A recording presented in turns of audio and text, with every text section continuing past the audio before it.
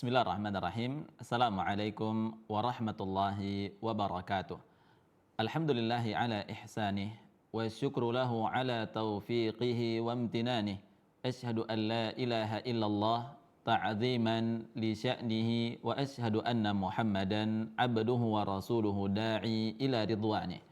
Allahumma salli wa sallim ala nabiyyina Muhammadin wa ala alihi wa sahbihi wa ikhwanih.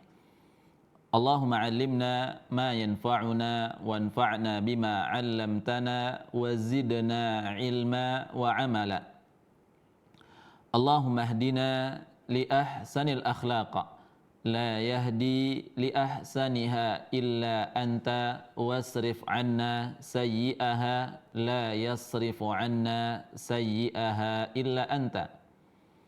Ya hayyun ya qayyum birahmatika nastaghith فلا تكلنا إلى نفسنا طرفة عين وأصلح لنا شأننا كله لا إله إلا أنت يا مقلب القلوب ثبت قلوبنا على دينك اللهم لا سهل إلا ما جعلته سهلا وأنت تجعل حزنا إذا شئت سهلا أما بعد. Kaum muslimin dan muslimah, para pemirsa Surau TV yang dirahmati Allah Subhanahu wa taala. Alhamdulillah, kita senantiasa memuja dan memuji Allah Subhanahu wa taala. Karena segala pujian itu kembali kepada Allah Tabaraka wa taala. Dan juga kita senantiasa dicurahkan kenikmatan yang sangat-sangat banyak. Yang mana di antara kenikmatan tersebut adalah kenikmatan kesehatan, kesempatan, waktu luang, yang mana ini merupakan dua kenikmatan yang kata Rasulullah sallallahu alaihi wasallam, ni'matani maghmunun fihima katsirun minan nas as-sihhatu wal faragh. Dua kenikmatan yang Allah Subhanahu wa taala berikan, di antaranya di antara kenikmatan-kenikmatan yang lainnya yang mana manusia banyak lalai darinya. Itu nikmat kesehatan dan kesempatan. Semoga Allah Subhanahu wa taala memberkahi nikmat kesehatan yang Allah Subhanahu wa taala karuniakan kepada kita, dan semoga kita mengisi setiap kesempatan, setiap waktu, setiap jam dan setiap menit dan detiknya untuk terus beribadah kepada Allah Subhanahu wa taala. Karena di antara bentuk syukur kita yang benar kepada Allah Tabaraka wa taala adalah dengan kita meningkatkan ibadah-ibadah, ketaatan-ketaatan kepadanya. Dan juga kita senantiasa bersalawat kepada Nabi kita Nabi Muhammad sallallahu alaihi wasallam, kepada keluarga beliau, sahabat-sahabat beliau radhiyallahu anhum ajma'in, serta orang-orang yang mengikuti mereka dengan sebaik-baiknya hingga akhir zaman. Dan semoga Allah Subhanahu wa taala kita termasuk di antara hamba-hamba Allah yang mengikuti mereka dengan sebaik-baiknya. Kaum muslimin dan muslimah, para pemirsa yang dirahmati Allah Subhanahu wa taala. Kita kembali melanjutkan pada pagi yang semoga Allah berkahi ini. Kita mengawali hari kita dengan beribadah. Kita harus ingat bahwasannya tak kala kita belajar, menuntut ilmu, mendengarkan kajian, ini merupakan ibadah yang agung di sisi Allah Subhanahu wa taala. Artinya, menuntut ilmu itu sama seperti ibadah-ibadah yang lainnya. Sebagaimana kita mengerjakan salat, kita harus bersungguh-sungguh di dalam mengerjakannya. Begitu juga dengan tak kala kita menuntut ilmu, belajar. Dan kita berdoa kepada Allah Subhanahu wa taala, setiap apa yang kita pelajari bersama, semoga ini menjadi timbangan, pemberat timbangan kebaikan untuk kita semua.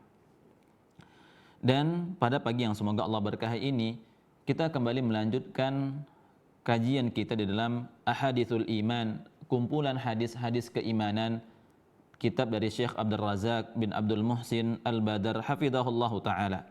Kita masih melanjutkan hadis sebelumnya, yang mana kita masih berada di hadis yang ke-13, tapi ini merupakan lanjutan penjelasan dari hadis yang sebelumnya, hadis dari Ibnu Abbas radhiyallahu anhuma, yang mana Nabi sallallahu alaihi wasallam ketika tahajud beliau membaca doa ini ketika mengerjakan salat malam. Dan itu selalu beliau ulang-ulang. Ini menunjukkan tentang keutamaan yang besar tak kala kita membaca doa istiftahnya dengan doa yang kita akan pelajari ini. Dan kita telah sampai kemarin tentang wal jannatu haqqun wan naru haqqun, bahwasannya perjumpaan dengan Allah Subhanahu wa taala wa liqa'uka haqqun, ini merupakan berjumpa dengan Allah Subhanahu wa taala, ini merupakan suatu kepastian. Ini memang betul-betul benar. Tidak ada keraguan kita tentangnya. Begitu juga dengan surga dan neraka. Di sini Syekh melanjutkan kembali penjelasannya tentang wan nabiyuna haqqun, dan para nabi itu adalah benar. Dan di sini kata Syekh bahwasannya dalam kalimat ini terdapat keimanan birrusulul kiram, tentang keimanan kepada rasul-rasul Allah Subhanahu wa taala yang mulia, yang mana wa huwa aslun min usulul iman, dan beriman kepada para rasul itu merupakan di antara salah satu rukun iman yang 6. Di antara rukun iman yang 6 itu di antaranya adalah beriman kepada para rasul, beriman kepada utusan-utusan Allah Subhanahu wa taala. Sebagaimana Allah Subhanahu wa taala berfirman di dalam surah Al-Baqarah ayat 285, Amana ar-rasulu bima unzila ilaihi min rabbih wal mu'minun kullun amana billahi wa malaikatihi wa kutubihi wa rusulih. Allah Subhanahu wa taala berfirman, Amana ar-rasulu bima unzila ilaihi min rabbih. Rasul Muhammad beriman kepada apa yang diturunkan kepadanya Al-Qur'an dari siapa? Min rabbih, dari Rabbnya. Wal mu'minun, dan demikian pula orang-orang yang beriman. Kullun amana billahi wa malaikatihi wa kutubihi wa rusulih. Semua beriman kepada Allah, malaikat-malaikatnya, kitab-kitabnya, dan rasul-rasulnya. Wal imanu bihim, dan beriman kepada para rasul adalah kita harus betul-betul beriman, betul-betul meyakini bahwasannya para rasul mereka adalah makhluk-makhluk atau orang-orang pilihan yang Allah Subhanahu wa taala pilih. Allah Subhanahu wa taala memilih para rasul di antara manusia-manusia yang lain. Artinya para rasul adalah manusia-manusia pilihan yang Allah Subhanahu wa taala pilih sebagai utusannya, sebagai utusan Allah Subhanahu wa taala. Dan ini merupakan hakun, merupakan kebenaran, merupakan petunjuk yang mana kita sebagai hamba Allah Subhanahu wa taala, di antara bentuk keimanan kita kepada Allah Subhanahu wa taala adalah kita beriman bahwasannya Allah Subhanahu wa taala memiliki utusan-utusan yang menjadi utusan Allah Subhanahu wa taala. Dan Allah Subhanahu wa taala berfirman, "Wa laqad ba'atsna fi kulli ummatin rasulan an i'budullaha wajtanibut taghut." Dan sungguh kami telah mengutus setiap umat seorang rasul an i'budullah. Untuk apa? Untuk memerintahkan kepada umatnya agar beribadah hanya kepada Allah Subhanahu wa taala. Jadi setiap rasul, setiap utusan-utusan Allah Subhanahu wa taala memiliki misi dakwah yang sama. Misi dakwah utama dari para rasul adalah apa? Menjelaskan kepada umatnya untuk beribadah hanya kepada Allah Subhanahu wa taala. Artinya, tugas dari para nabi dan rasul adalah memerintahkan umatnya agar bertauhid kepada Allah Subhanahu wa taala. Agar agar mengesahkan Allah Subhanahu wa taala di dalam seluruh ibadah-ibadah yang mereka kerjakan. Dari zaman Nabi Nuh alaihi salam, rasul yang pertama, yang mana ketika Nabi Adam alaihi salam itu turun ke bumi, yang mana ada 10 generasi setelah itu mereka semuanya beriman kepada Allah Subhanahu wa taala. Sampailah ke generasi berikutnya yang mana mereka melakukan kesyirikan kepada Allah Subhanahu wa taala. Dan itulah kesyirikan yang pertama sekali terjadi di muka bumi. Sehingga Allah Subhanahu wa taala mengutus seorang rasul yang bernama Nabi Nuh alaihi salam. Ya. Jadi Nabi Nuh merupakan rasul yang pertama dan dia memerintahkan kepada kaumnya untuk beribadah hanya kepada Allah Subhanahu wa taala. Begitu juga dengan rasul-rasul yang lainnya. Nabi Ibrahim alaihi salam, Nabi Musa alaihi salam, Nabi Isa alaihi salam, dan juga Nabi Muhammad sallallahu alaihi wasallam.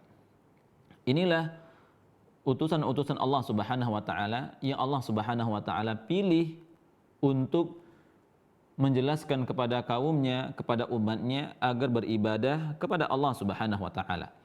Dan kita sebagai seorang mukmin, sebagai seorang muslim, maka wajib hukumnya. Dan tidak ada boleh keraguan sedikit pun di dalamnya bahwasannya kita betul-betul beriman kepada seluruh rasul, seluruh utusan-utusan Allah Subhanahu wa taala. Kalau ada satu saja yang kita tidak imani, oh saya tidak percaya dengan Nabi Isa, atau saya tidak percaya dengan Nabi Musa, atau saya tidak percaya dengan Nabi Ibrahim misalkan. Satu di antara nabi-nabi tersebut atau nabi-nabi yang lainnya, utusan-utusan Allah Subhanahu wa taala ini memiliki dampak kepada keimanan kita kepada Allah Subhanahu wa taala. Satu saja yang dia ingkari, artinya dia tidak beriman kepada Allah Subhanahu wa taala. Karena ini merupakan satu kesatuan di antara keyakinan kita, keimanan kita, kita harus mengimani, kita harus meyakini bahwasannya adanya para rasul, adanya para utusan-utusan Allah Subhanahu wa taala.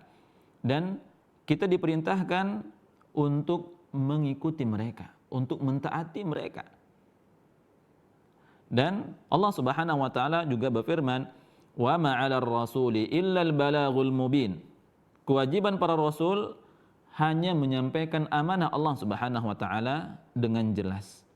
Jadi para rasul mereka menyampaikan amanah yang telah Allah Subhanahu wa taala berikan kepada mereka.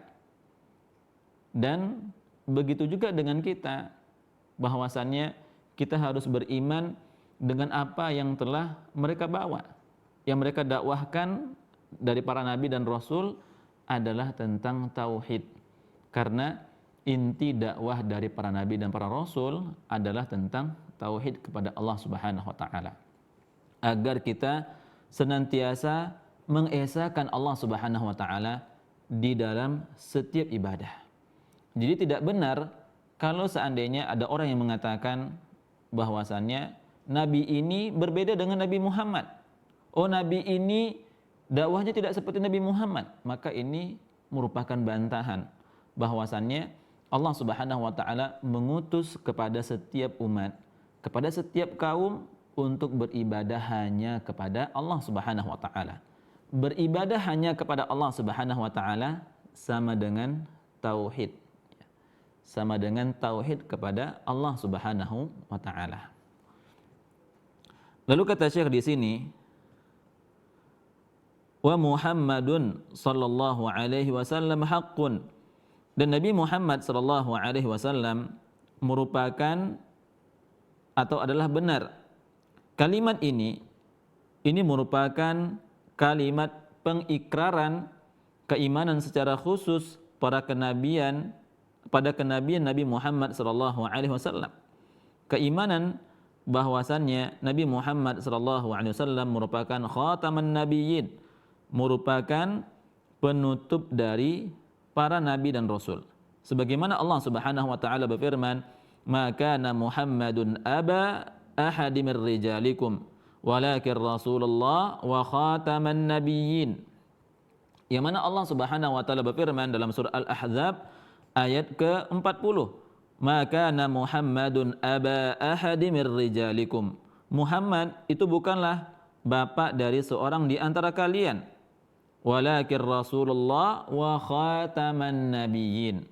Akan tapi Nabi Muhammad adalah utusan Allah Subhanahu wa taala dan penutup dari para nabi.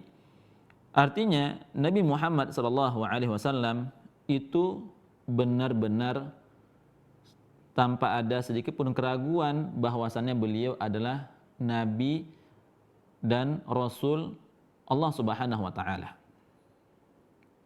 Artinya kata Syekh di sini,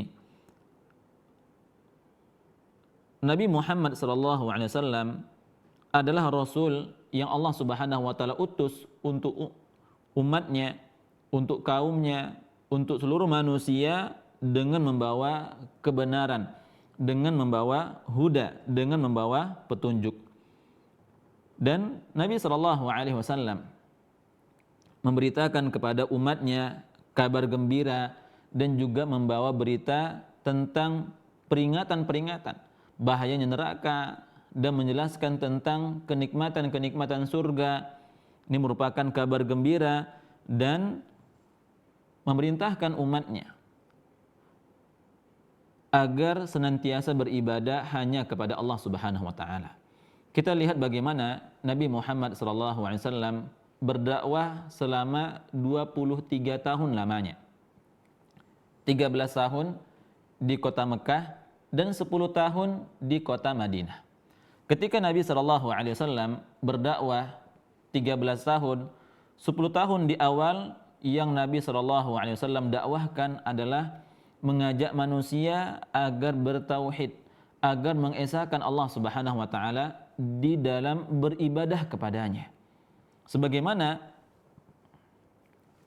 Rasulullah sallallahu alaihi wasallam di setiap kesempatan siang dan malam di tempat-tempat keramaian, Nabi sallallahu alaihi wasallam mengatakan, "Ya ayuhan nas, qulu la ilaha illallah." Wahai manusia sekalian, ucapkanlah la ilaha illallah. Dan ini dilakukan oleh Rasulullah sallallahu alaihi wasallam terus-menerus selama 10 tahun lamanya. Bayangkan Nabi sallallahu alaihi wasallam mengulang-ulang dakwah beliau, seruan-seruan beliau ketika pagi dan malam, terus di kesempatan-kesempatan di mana orang berkerumun, di mana orang ramai di sana. Dan Nabi SAW mendakwahkan kepada kaumnya, kepada orang-orang musyrikin, agar mereka beribadah hanya kepada Allah Subhanahu wa taala. Artinya dakwah Nabi SAW di 10 tahun pertama itu menjelaskan tentang tauhid yang benar. Karena jemaah dirahmati Allah Subhanahu wa taala, tauhid kepada Allah Subhanahu wa taala di dalam beribadah ini merupakan pondasi pokok dari seluruh ibadah-ibadah. Karena jika seorang dia tidak bertauhid kepada Allah Subhanahu wa taala dengan tauhid yang benar, walaupun dia banyak beribadah, dia rajin salat, dia rajin berpuasa, dia rajin bersedekah, dia rajin tilawatul Quran, dia rajin berzikir, membantu orang lain, memberikan kebaikan-kebaikan kepada yang lain. Kalau dia tidak bertauhid kepada Allah Subhanahu wa taala, maka seluruh amalan yang dia kerjakan akan terhapuskan. Jangankan kita, Allah Subhanahu wa taala berfirman, "La in asyrakta la yahbatanna 'amaluk wa la takunanna minal khasirin." La in asyrakta ya Muhammad. Jika sekiranya engkau melakukan kesyirikan wahai Muhammad. Allah Subhanahu wa taala mengatakan kepada Nabi Muhammad sallallahu alaihi wasallam, "La in asyrakta," jika engkau melakukan kesyirikan. Nabi Muhammad sallallahu alaihi wasallam merupakan rasul yang terbaik, manusia terbaik di muka bumi. Karena Nabi Muhammad sallallahu alaihi wasallam merupakan Sayyidu Bani Adam, merupakan pemimpinnya para manusia, pemimpinnya dari anak cucu Adam. Artinya role model dari seluruh ketaatan seluruh kesolehan itu ada pada diri Rasulullah sallallahu alaihi wasallam. Karena beliau adalah yang terbaik. Tidak ada yang melebihinya. Karena Rasulullah SAW yang paling bertakwa kepada Allah Subhanahu wa taala. Apa yang dikatakan oleh Allah Subhanahu wa taala kepada Rasulullah sallallahu alaihi wasallam? La in asyrakta. Wahai Muhammad, jika engkau melakukan kesyirikan, la yahbatanna 'amaluk, maka akan terhapuslah seluruh amalan-amalanmu. Nabi saja kalau melakukan kesyirikan kepada Allah Subhanahu wa taala, maka akan terhapuslah, akan terisetlah, akan terformatlah seluruh amalan-amalan yang sudah dikerjakan sebelumnya. Akan terhapuskan. Kalau ini terjadi kepada Nabi Muhammad sallallahu alaihi wasallam, dan ini mustahil terjadi bagi beliau. Akan tapi kalau beliau melakukannya, melakukan satu kesyirikan, maka berakibat seluruh amalan beliau kerjakan akan terhapuskan. Kalau ini terjadi kepada Nabi Muhammad SAW, merupakan manusia yang terbaik di muka bumi, menyebabkan ketika dia melakukan kesyirikan akan terhapuslah seluruh amalannya, maka bagaimana dengan kita? Bagaimana dengan yang lainnya? Tentunya kita tidak setakwa Nabi Muhammad SAW. Tidak, beribadahnya tidaklah lebih banyak. Karena kita dalam beribadah masih banyak sekali kekurangan-kekurangannya. Maka kalau kita melakukan kesyirikan, maka akan terhapuslah seluruh amalan kita. Siapapun dia. Apakah dia adalah orang yang besar, atau dia orang-orang ternama sekalipun, apakah dia orang yang dikatakan diberi gelar orang yang paling soleh sekalipun, kalau dia melakukan kesyirikan kepada Allah Subhanahu wa taala, maka akan terhapuslah seluruh amalan-amalan ibadah yang dikerjakan. Oleh karenanya, perkara tauhid, perkara tentang bahaya kesyirikan, ini selalu diulang-ulang oleh Nabi sallallahu alaihi wasallam. Maka kita kaum muslimin dan muslimah, para pemirsa yang dimuliakan oleh Allah Subhanahu wa taala, jangan pernah kita men-skip tentang kajian-kajian tentang tauhid. Jangan pernah kita men-skip kajian tentang akidah. Karena ini merupakan kajian yang sangat-sangat urgen sekali. Sangat-sangat penting untuk kita pelajari. Kan Ustadz, ana kan sudah sering mendengar kajian ini tentang akidah. Bahkan di awal-awal ana hijrah, ana rutin mengkaji tentang akidah Ustadz. Kalau sekarang sudah berbeda lagi. Maka di sini kaum muslimin dan muslimah, para pemirsa yang dirahmati Allah Subhanahu wa taala, Nabi Muhammad sallallahu alaihi wasallam mendakwahkan tentang tauhid tidak hanya di 10 tahun, berlanjut kepada tahun-tahun berikutnya. Ketika beliau di kota Mekah selama 13 tahun, yang mana setelah 10 tahun kenabian diperintahkan tentang salat, beliau tetap juga mendakwahkan tentang tauhid. Bahkan ketika beliau hijrah ke kota Madinah, kita tahu bahwasannya segala ibadah-ibadah itu diwajibkan, itu diturunkan syariat-syariatnya di kota Madinah. Itu pun Nabi SAW selalu menjelaskan, mendakwahkan kepada manusia tentang tauhid. Bahkan di akhir dari hayat beliau, ya, bahkan 5 hari sebelum beliau wafat, yang mana Rasulullah SAW mengatakan, la taturuni kama atrati Nasara Isa bin Maryam. Janganlah kalian berlebih-lebihan kepadaku sebagaimana berlebih-lebihannya orang Nasrani kepada Nabi Isa alaihissalam. Yang mana Nabi SAW melarang kepada umatnya untuk membangun bangunan di kuburan beliau, berdoa di kuburan beliau. Oleh karenanya, tak kala kita berkunjung kepada makam Nabi Muhammad SAW, itu bukan kita berdoa kepada beliau, ya Rasulullah, saya ingin ini, saya ingin itu, kabulkan ya Rasulullah. Bukan. Ya, akan tapi kita hadir untuk ke sana menziarahi, untuk mengucapkan salam kepada beliau, bukan untuk berdoa. Karena kalau kita berdoa, itu berdoanya hanya kepada Allah Subhanahu wa taala. Sebagaimana Allah Subhanahu wa taala perintahkan, ud'uni astajib lakum. Berdoalah kalian kepadaku, maka pasti akan aku kabulkan. Jadi Allah Subhanahu wa taala memerintahkan kita untuk berdoa bukan kepada yang lainnya, bahkan bukan kepada rasulnya, bukan kepada malaikatnya, bukan kepada malaikat Jibril. Wahai malaikat Jibril, engkau adalah pimpinan para malaikat, bantu saya, kabulkan doa saya. Tidak. Allah Subhanahu wa taala memerintahkan kita untuk berdoa hanya kepada Allah Subhanahu wa taala. Ya. Kita berdoa kepada pemilik dari seluruh alam semesta, Rabbul Alamin, pemilik seluruh alam semesta, pencipta alam semesta, pencipta dari seluruh makhluk-makhluk, termasuk para nabi, termasuk para rasul. Itulah pemiliknya. Jadi bukan kita berdoa kepada selain Allah Subhanahu wa taala. Maka di sini Syekh menjelaskan bahwasannya di antara keimanan yang khusus di antara para nabi dan para rasul adalah kita beriman kepada Nabi Muhammad sallallahu alaihi wasallam. Di antara bentuk keimanan tersebut, segala perintah yang beliau perintahkan harus kita taati, dan segala bentuk larangan yang beliau larang maka hendaknya kita jauhi. Itulah di antara bentuk keimanan kita kepada Nabi Muhammad sallallahu alaihi wasallam.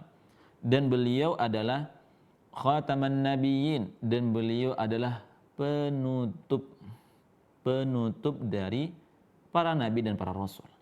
Artinya konsekuensi dari penutup dari para nabi dan para rasul adalah ajaran yang beliau bawa itu sempurna, tidak ada tambahan dan tidak ada pengurangan sedikit pun. Kenapa? Karena ajaran yang beliau bawa itu sudah sempurna. Berbeda kondisinya dengan nabi-nabi sebelumnya. Nabi-nabi sebelumnya ketika membawa satu syariat, kalau tidak tepat, akan ada nabi berikutnya yang menyempurnakannya. Masih kurang lengkap lagi, masih ada nabi yang berikutnya untuk melengkapi. Berbeda dengan Nabi Muhammad SAW sebagai penutup dari para nabi dan rasul. Artinya yang syariat yang beliau bawa itu adalah syariat yang sempurna, tanpa ada pengurangan, tanpa ada kelebihan. Ya. Kalau kita mengurangi, misalkan kita tidak boleh berinovasi di dalam beribadah kepada Allah Subhanahu wa taala, karena ibadah itu sebagaimana Allah Subhanahu wa taala berfirman, "Wa ma khalaqtul jinna wal insa illa liya'budun." Allah Subhanahu wa taala menciptakan jin dan manusia untuk beribadah kepada Allah Subhanahu wa taala. Artinya tujuan kita diciptakan oleh Allah Subhanahu wa taala adalah untuk beribadah kepada Allah Subhanahu wa taala. Ibadah merupakan hal yang paling dicintai oleh Allah Subhanahu wa taala. Dan ibadah ini tidak Allah Subhanahu wa taala serahkan tata caranya kepada masing-masing manusia, ke masing-masing individu. Sehingga ada orang yang beranggapan bahwasannya yang namanya ibadah itu harus banyak. Ada orang yang mengatakan bahwasannya yang namanya ibadah itu harus letih. Ada juga yang namanya ibadah itu ya dengan berbagai macam. Sehingga yang terjadi kalau memang seperti ini akan banyak variasi-variasi dari segi ibadah. Oleh karenanya, di antara tugas para nabi dan para rasul menjelaskan tentang tata cara ibadah, agar tidak ada orang itu yang dia berinovasi di dalam beribadah, membuat-buat satu ibadah. Kalau teknologi, iya ada inovasinya. Ya mungkin bisa jadi kalau teknologi ini masih kurangnya di sini, diinovasikan lagi, penemuan baru lagi, ada yang lebih canggih, ada yang lebih baik lagi. Tapi dalam segi ibadah tidak. Dari segi ibadah itu semuanya sudah komplit, sudah lengkap. Kalau kita masih berinovasi, itu artinya kita memandang bahwasannya ibadah ini masih belum sempurna. Artinya ibadah ini masih banyak kurangnya. Artinya secara tidak langsung kita telah menuduh Nabi Muhammad SAW tidak tuntas di dalam menyampaikan tata cara ibadah. Artinya kita telah menuduh Nabi Muhammad SAW bahwasannya beliau tidak tuntas dalam menyampaikan atau menjalankan tugas beliau sebagai Nabi dan Rasul. Maka di sini kaum muslimin dan muslimah, para pemirsa yang dirahmati Allah Subhanahu wa taala, ibadah kepada Allah Subhanahu wa taala ini merupakan kewajiban kita sebagai hambanya untuk beribadah. Adapun tata caranya kita harus mengikuti apa yang telah diajarkan, yang dijelaskan oleh Rasulullah sallallahu alaihi wasallam. Karena ini di antara bentuk konsekuensi keimanan kita kepada Nabi Muhammad sallallahu alaihi wasallam. Asyhadu an la ilaha illallah wa asyhadu anna Muhammadar Rasulullah. Aku bersaksi bahwasanya tidak ada Tuhan yang berhak disembah kecuali Allah Subhanahu wa taala. Artinya di dalam setiap kita beribadah, kita betul-betul ikhlas, tulus di dalam mengerjakannya. Karena ini syarat pertama agar ibadah kita diterima oleh Allah Subhanahu wa taala. Yang kedua adalah wa asyhadu anna Muhammadar Rasulullah. Kita bersaksi bahwasannya Nabi Muhammad adalah utusan Allah Subhanahu wa taala. Artinya kita harus mengikuti petunjuk yang telah beliau bawa, petunjuk yang telah beliau jelaskan. Ini di antara bentuk konsekuensi dari syahadat kita kepada Nabi Muhammad sallallahu alaihi wasallam, persaksian kita kepada Nabi Muhammad sallallahu alaihi wasallam.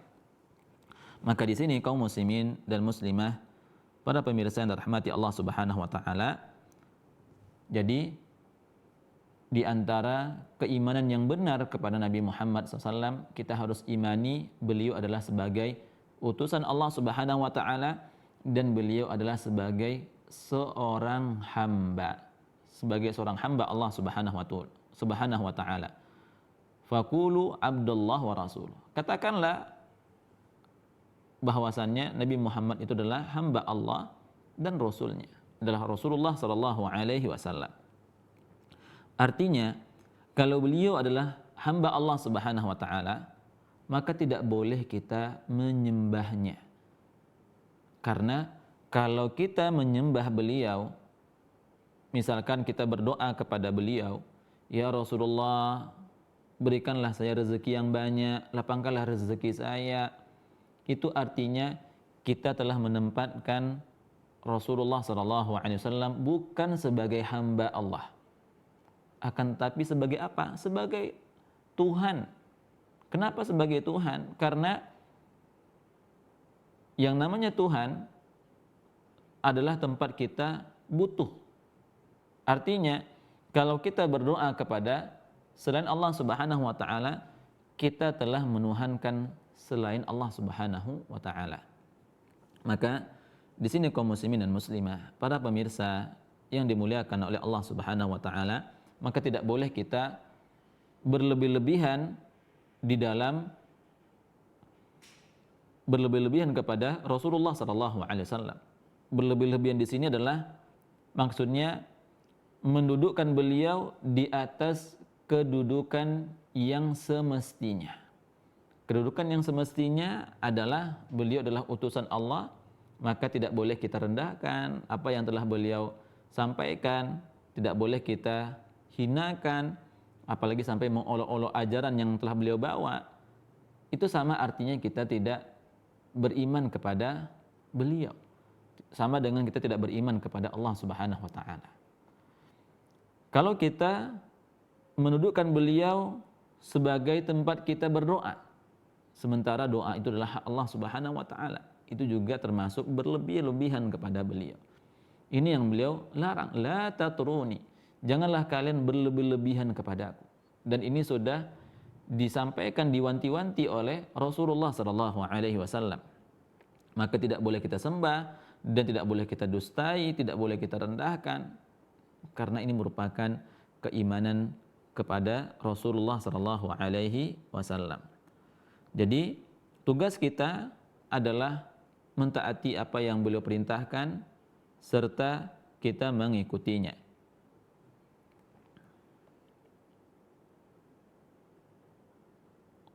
Lalu berikutnya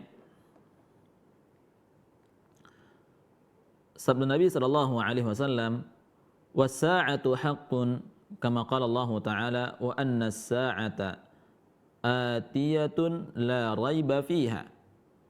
Dan kiamat itu benar, adalah benar berdasarkan firman Allah Subhanahu wa taala di dalam surah Al-Hajj ayat ke-7, "Wa anna as-sa'ata atiyatun la raiba fiha." Dan sungguh hari kiamat itu pasti datang yang mana la raiba fiha, yang tidak ada keraguan di dalamnya. Artinya hari kiamat itu dimulai ketika ditiupkan sangkakala oleh malaikat Israfil alaihi salam. Hal itu menjadi tanda bahwasannya alam semesta telah selesai dan kehidupan dunia telah berakhir. Artinya ketika malaikat Israfil telah meniupkan sangkakala, itu merupakan akhir dari segala kehidupan dunia dan itu menjadi akhir dari alam semesta ini. Allah Subhanahu wa taala berfirman, "Wa yauma taqumus sa'atu yuqsimul mujrimun ma labithu ghaira sa'ah." Allah Subhanahu wa taala berfirman, "Wa yauma taqumus sa'atu yuqsimul mujrimun." Dan pada hari ketika terjadinya kiamat, yuqsimul mujrimun, orang-orang yang berdosa bersumpah, ma labithu ghairu sa'ah, bahwasannya mereka berdiam dalam kuburan mereka hanya sesaat saja. Dinamakan dengan as-sa'ah yang bermakna jam karena kata Syekh di sini bahwasannya itu terjadi dalam waktu yang sangat cepat sekali. Dalam waktu yang sangat bisa dikatakan sebagai sesaat. Yang mana ketika itu seluruh alam semesta itu berakhir dan segala kehidupan dunia juga semuanya berakhir. Maka kata Syekh di sini itu merupakan awal dari kehidupan akhirat. Sebagaimana pada hari akhir dengan tegaknya kiamat kubra di mana diwafatkan semua makhluk ketika malaikat Israfil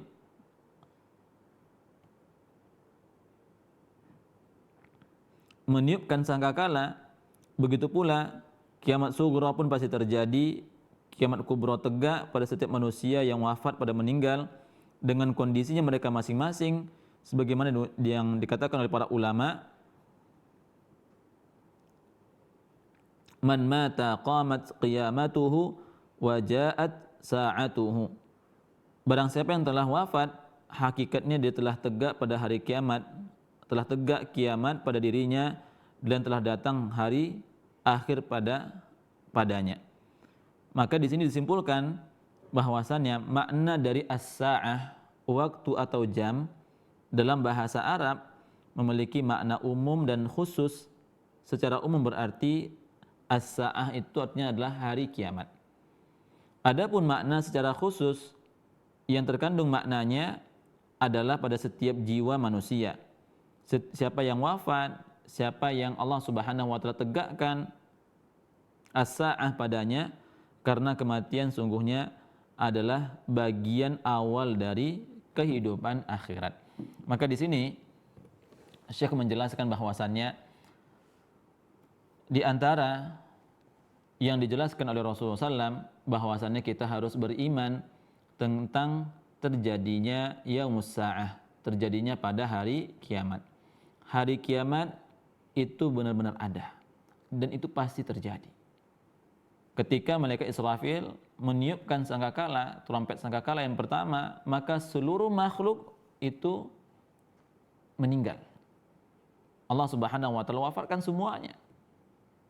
Maka itu merupakan awal dari kehidupan akhirat. Dan juga kata para ulama, kematian itu merupakan awal dari kehidupan akhirat. Maka kaum muslimin dan muslimah, para pemirsa yang dimuliakan oleh Allah Subhanahu wa taala, kita berdoa kepada Allah Subhanahu wa taala, semoga Allah Subhanahu wa taala senantiasa memberkahi umur kita, umur yang panjang dengan penuh keberkahan beribadah kepada Allah Subhanahu wa taala, dan untuk kepada guru-guru kita, semoga Allah Subhanahu wa taala senantiasa memberkahi umur beliau semuanya, dan semoga Allah Subhanahu wa taala berikan umur yang panjang dengan keberkahan ilmu, dengan keberkahan ibadah di dalamnya. Dan juga kita berdoa kepada Allah Subhanahu wa taala, semoga Allah Subhanahu wa taala mewafatkan kita semua dalam keadaan husnul khatimah, diwafatkan dalam kondisi beribadah kepada Allah Subhanahu wa taala. Dan juga semoga Allah Subhanahu wa taala senantiasa memberikan segala kemudahan urusan kita baik di dunia maupun di akhirat kelak. Apalagi di akhirat ini merupakan babak penentuan. Apakah kita masuk ke dalam surga Allah Subhanahu wa taala? Kita berdoa kepada Allah Subhanahu wa taala, semoga Allah Subhanahu wa taala memasukkan kita ke dalam surganya, surga Firdaus al-A'la, dan kita berdoa kepada Allah Subhanahu wa taala agar kita semua dijauhkan dari api neraka dengan sejauh-jauhnya. Maka di sini kaum muslimin dan muslimah, para pemirsa yang dirahmati Allah Subhanahu wa taala, semoga apa yang sudah kita pelajari pada pagi yang diberkahi oleh Allah Subhanahu wa taala ini, semoga apa yang sudah kita pelajari ini senantiasa bisa kita amalkan dan menambah keimanan kita kepada Allah Subhanahu wa taala. Karena kita mempelajari hadis-hadis keimanan tidak lain dan tidak bukan adalah untuk meningkatkan keimanan kita kepada Allah Subhanahu wa taala. Dan kita berdoa kepada Allah Subhanahu wa taala, semoga Allah Subhanahu wa taala senantiasa memberikan keteguhan untuk kita semua di dalam beriman atau dalam keimanan kepada Allah Subhanahu wa taala. Apalagi di akhir zaman seperti saat ini, yang mana ada banyak fitnah yang kita diuji dengannya, ya semoga Allah Subhanahu wa taala memberikan kepada kita semua ats-tsabat, keteguhan di dalam keistiqomahan beriman kepada Allah Subhanahu wa taala. Istiqamah di atas sunnah, istiqamah di atas jalan kebenaran, di atas jalan yang lurus. Insyaallah kita akan lanjutkan nanti di pertemuan berikutnya masih di dalam hadis ini, karena di sini Syekh cukup menjelaskan penjelasan yang berikutnya. Semoga Allah Subhanahu wa taala memberikan kemudahan kita semua untuk memahaminya. Barakallahu fikum, subhanakallahumma wa bihamdika, asyhadu an la ilaha illa anta, astaghfiruka wa atubu ilaik. Wa sallallahu ala nabiyyina Muhammadin wa ala alihi wa sahbihi ajma'in. Wassalamu alaikum warahmatullahi wabarakatuh. Ini